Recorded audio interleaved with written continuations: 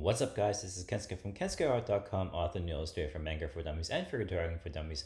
Today I'm excited to talk about a brand new title series called Make Composition Work for You. So composition in a nutshell is a way that artists organize their objects in a frame in such a way that it is either pleasing or tells a really solid, good narrative to the viewers. We're covering basic concepts.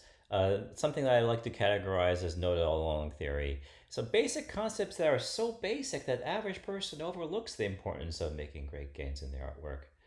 So, for example, let's say I'm walking down in the park and I meet my friend and he goes, "Hey, Kiska, guess what? Look up. The sky is so blue today." And as he leaves, I'll be saying to myself, "Well, duh. Of course the sky is blue. What do you think? Is pink polka dots upside?" Um, After that exchange shortly, let's say I'm walking along and I do look up and I say, "Wow, you know what? The sky really is blue." If he hadn't noticed that, if he hadn't told me that, I wouldn't really paid particular attention to that. So that's what we're talking about. Basic concepts that are so basic that we overlook these facts. And we forget to incorporate these basic concepts to our composition that it makes it work for you. So we're going to take these basic concepts that we're going to explore for the next couple of weeks and not only use it to improve the narrative, but also show how this can speed up your workflow and also how we can use it to control the depth of the field where the viewer's eyes travels and rests. So I'm excited to talk about the first object lesson of this Make Composition Work for You series, and it is overlapping objects come forward, overlapped objects recede in space. Now, what am I talking about? Let's say here I have a cylinder, a triangle, and a square. And as I go along and drag these objects in front of each other, it gives the illusion that one is in front of the other. Now again, this is very simple, but so effective. Likewise, if I change the order of these things so that the triangle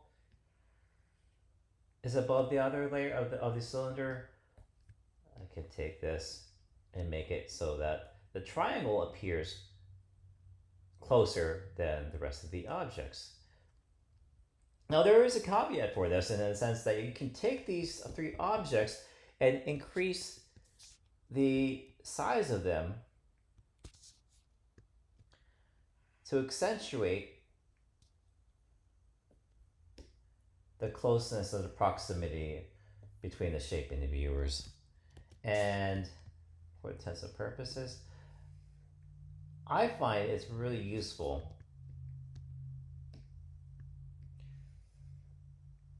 to not be afraid of letting those objects bleed off the canvas or the paper.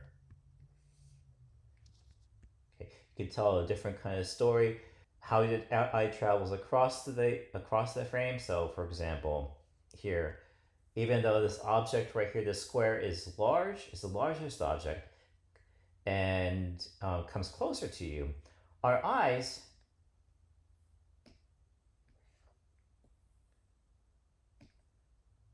tend to travel, towards the cylinder.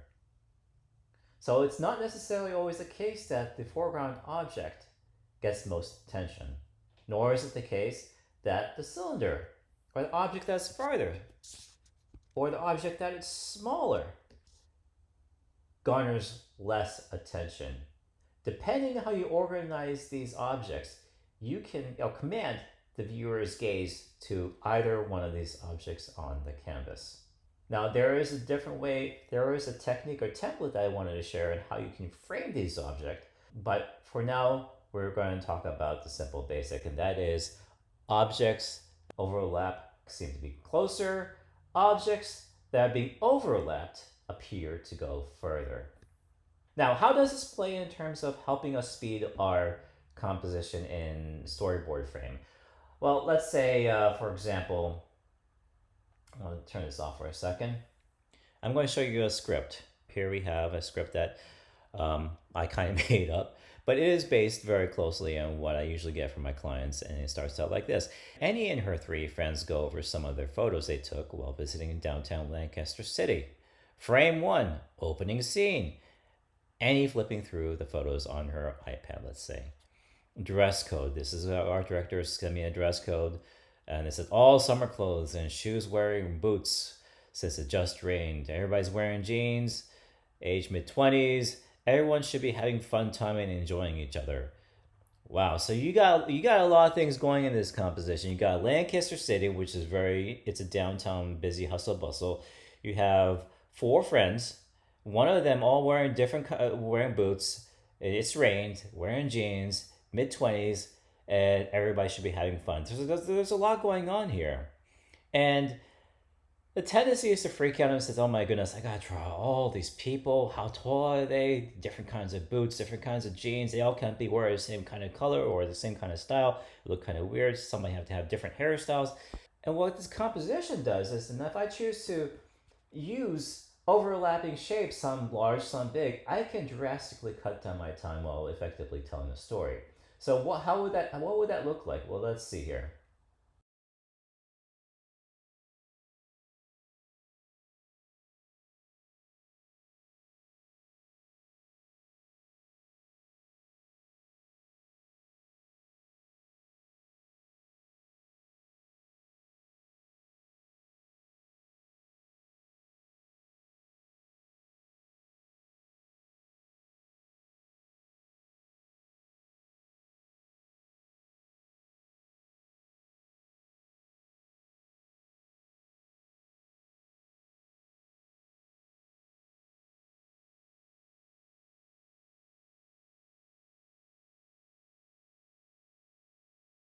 I'm going to stop quickly right here.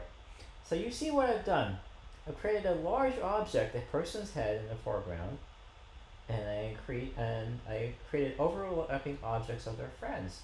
And the despite me putting the largest head right here, the profile of somebody, looking at the rest of their friends, our attention doesn't necessarily go to that larger um, head profile. Rather, that in my opinion, it goes to either the person on the far left or even the person in the center right here who's holding the coffee mug. I didn't have to worry about their shoes. I don't have to worry about their t-shirt. At least in this opening sequence. Maybe in the other sequences where I feature a more pulled out version, I might include a couple of them wearing in their jeans or shoes. But when we're talking about an opening scene where there's so much going on, it helps to have overlapping objects. Now in the background, I can enter generic city right now. I'm going to later substitute. I could substitute it with like the marketplace.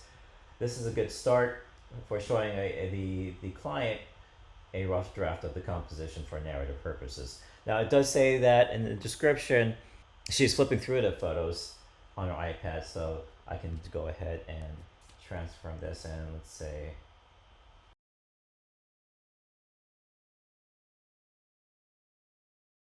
and this serves as my rough draft template, provided that this is approved by the client. And from here, I can go in tighter with the eyes and all that kind of stuff. Using simple objects, like for simple concepts such as overlapping objects, creates sense of space, narrative, but also saves time. Let me know if you guys find this useful in the comments below. And always don't forget to hit the subscribe button and like button and share button so you won't miss a beat. And as always, when you're working in digital, Jesus saves. So should you. In Christ's peace, bye.